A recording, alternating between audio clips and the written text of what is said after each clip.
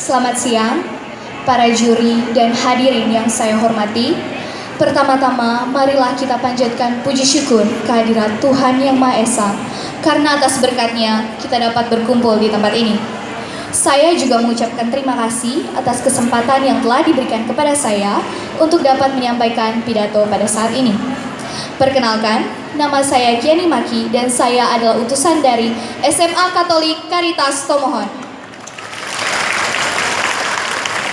Para hadirin, tema pidato ini adalah tentang revolusi mental. Tetapi, sebelum saya membahas lebih jauh tentang revolusi mental, kita harus mengetahui arti dari revolusi mental itu sendiri. Revolusi mental terdiri atas dua kata, yaitu revolusi dan mental.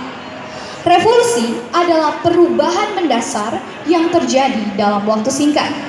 Sedangkan mental adalah cara atau kemampuan untuk berpikir, belajar, dan merespon terhadap suatu situasi. Jadi, dalam hal politik, revolusi mental dapat diartikan sebagai gerakan perubahan seluruh rakyat Indonesia bersama pemerintah untuk memperbaiki karakter bangsa menjadi Indonesia yang lebih baik. Para hadirin, pencetus revolusi mental adalah Bapak Insinyur Soekarno. Pada tahun 1957, beliau menyerukan perlunya revolusi mental. Karena pada saat itu banyak masalah yang terjadi, mulai dari penurunan semangat dan jiwa revolusioner para pelaku revolusi. Pemimpin politik masih mengidap penyakit mental warisan kolonial, dan terjadinya penyelewengan-penyelewengan di lapangan ekonomi, politik, dan kebudayaan. Itulah yang dihadapi oleh revolusi nasional pada saat itu. Dan di mata Bung Karno, sebagian besar rintangan terhadap revolusi bersumber pada corak berpikir dan bertindak yang bertolak belakang dengan semangat kemajuan. Pertanyaannya adalah, bagaimana dengan era kita saat ini? Apakah masalah yang dihadapi masih sama dengan orde lama yang sudah lampau itu? Pada tahun 2014, Bapak Presiden Joko Widodo kembali mempopulerkan gagasan revolusi mental tersebut. Menurut beliau, saat ini kita cenderung menerapkan prinsip bahwa kebebasan adalah nilai politik yang utama atau paham liberalisme yang bertolak belakang dengan karakter bangsa Indonesia. Dan untuk itulah beliau menyatakan kita perlu melakukan tindakan korektif, yaitu dengan mencanangkan revolusi mental. Munculnya kembali gagasan revolusi mental ini memperlihatkan bahwa persoalan mentalitas bangsa belum juga selesai, atau boleh jadi semakin akut. Para hadirin, mengapa kita harus melakukan perubahan? Apakah ada yang harus kita ubah? Tentu saja ada. Banyak sekali yang harus kita ubah, mulai dari cara pandang, paradigma, sikap, dan terutama karakter kita. Sekarang ini kita hidup di era informasi yang membuat globalisasi dunia dengan paradigmanya sendiri. Sementara kita masih terperangkap dalam paradigma lama, baik industrial maupun agrikultural, yang sudah jauh tertinggal dan banyak bertolak belakang dengan era reformasi yang sudah mengglobal. Dan sejumlah kebiasaan yang terus tumbuh dari zaman kolonial hingga saat ini, mulai dari korupsi, intoleransi terhadap perbedaan, sifat tamak, ingin menang sendiri, cenderung menggunakan kekerasan dalam memecahkan masalah, melecehkan hukum, dan sebagainya. Seperti kita ketahui bersama bahwa Indonesia masih jauh dengan sebutan negara maju. Sampai detik ini Indonesia masih disebut negara berkembang. Karena fokus pembangunan Indonesia masih kepada pembangunan fisik, bukan pembangunan karakter bangsa yang seharusnya jauh lebih penting. Para hadirin, bangsa Indonesia punya Undang-Undang Dasar tahun 1945, Pancasila, dan Bhinneka Tunggal Ika sebagai pedoman revolusi mental. Dan juga contoh nyata yang dapat dijadikan panutan semangat revolusi mental.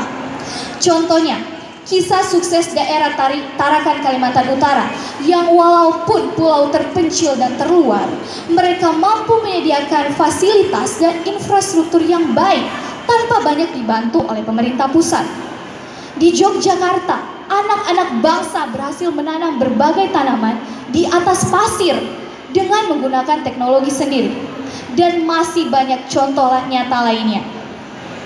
Para hadirin, dari contoh tadi, kita seharusnya dapat membangun tekad untuk merombak cara pandang, cara berpikir, dan cara kerja kita selama ini yang sudah jauh tertinggal dengan era globalisasi. Hal ini berlaku bagi semua komponen yang ada, baik pemerintah maupun masyarakat. Pemerintah dengan fungsi sebagai pemimpin layaknya memberikan contoh karakter yang baik bagi masyarakatnya, menjadi pelayan dan pelindung publik yang cakap dan santun.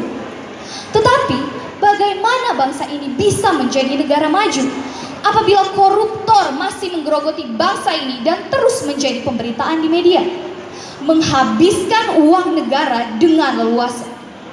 Inilah akibat dari tidak dibentuknya karakter yang baik sejak dini. Para hadirin, saya sebagai generasi muda penerus bangsa, saya ingin menyampaikan gagasan-gagasan saya untuk mewujudkan revolusi mental di Indonesia. Pertama, sangat diperlukannya pendidikan karakter sejak dini, baik dari lingkungan keluarga dan lingkungan sekolah. Seperti membangun sebuah rumah, diperlukan pondasi yang kokoh. Lalu, di manakah letak pondasi kita yang kokoh itu? Saya sebagai generasi muda Kristen, pondasi terkuat saya adalah iman pada Yesus Kristus. Seperti firman Tuhan yang berkata, "Jikalau bukan Tuhan yang membangun rumah, sia-sialah usaha orang yang membangunnya. Jikalau bukan Tuhan yang mengawal kota, sia-sialah pengawal yang berjaga-jaga." Mazmur 127 ayat 1. Kedua, untuk pemerintah Indonesia, pemimpin bangsa ini, jadilah bijaksana dengan mengedepankan kesejahteraan rakyat dibanding kenikmatan pribadi. Saya sangat yakin setiap agama pasti mengajarkan kebaikan. Oleh karena itu, lakukanlah kebaikan untuk bangsa kita sebagai wujud orang yang taat beragama. Ketiga, yang terutama, untuk generasi muda penerus bangsa, Indonesia membutuhkan kita, karena kitalah satu-satunya harapan bangsa ini. Tetapi apabila kita tidak mampu, bagaimana kita bisa menjadi pemimpin bangsa ini? Mulailah bergerak dari hal yang sederhana, yaitu diri kita sendiri. Belajar dengan tekun, menjadi siswa-siswi yang berprestasi dan membanggakan. Dan jangan mudah termakan oleh zaman modern yang banyak menawarkan kenikmatan sesaat dan membawa kita pada kehancuran. Kita harus mandiri, tidak bergantung pada orang lain. Tetapi bukan berarti kita tidak butuh orang lain. Berusahalah mencapai kesuksesan dengan usaha sendiri. Kita harus inovatif. Berkaryalah anak-anak bangsa, jadilah produktif dengan menghasilkan produk-produk baru yang berguna bagi tanah air tercinta.